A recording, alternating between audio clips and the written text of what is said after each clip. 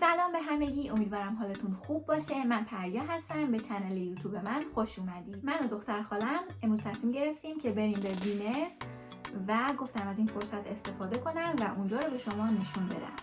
وینرز و مارشال دو تا از فروشگاه‌های معروف توی کانادا هستش و این فروشگاه‌ها تو کل سال تخفیف داره. تخفیف‌هاشون هم بین 20 تا 60%. تنها تفاوتی که این دو تا فروشگاه دارن اینه که وینرز کاناداییه و مارشال آمریکاییه.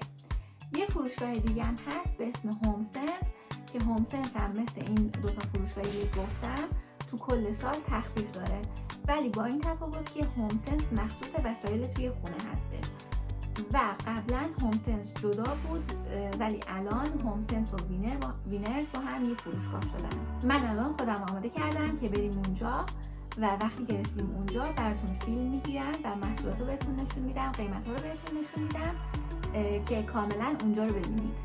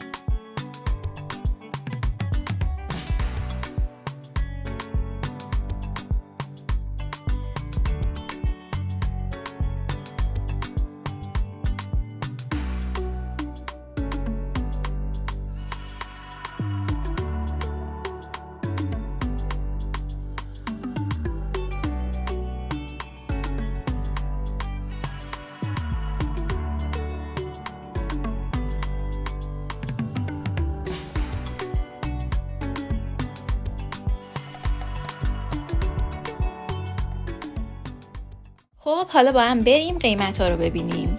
همون جوری که میبینید روی این تگ دو تا قیمت نوشته شده، یکیش $27 و اون یکی دیگه $19. کوچیکه که $27 یعنی این که قیمتش اول $27 بوده و حالا که تخفیف خورده شده $19.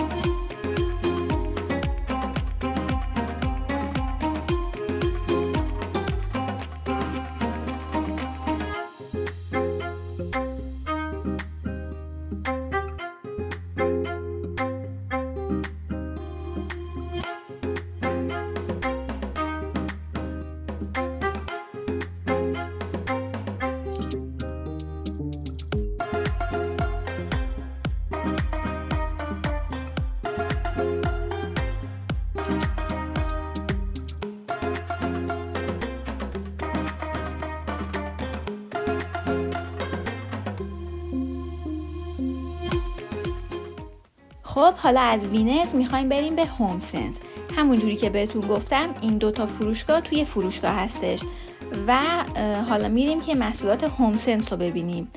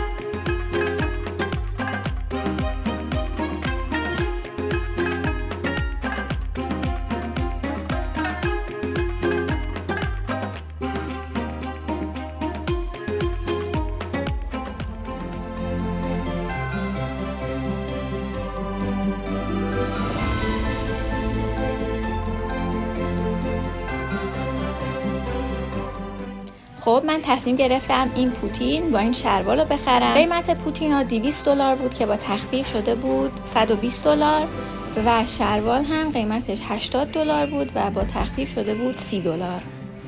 و میتونید این کارت ها رو ازشون بگیرید که برای وینرز و مارشال و هوم سنس ازش استفاده بکنید. این کارت ها رو که داشته باشید هر بار که خرید میکنید رسیدش براتون ایمیل میشه و هر بار که بخواید چیزی رو بهشون برگردونید اگه این کارت ها رو داشته باشید راحت تر میتونید این کار رو انجام بدید.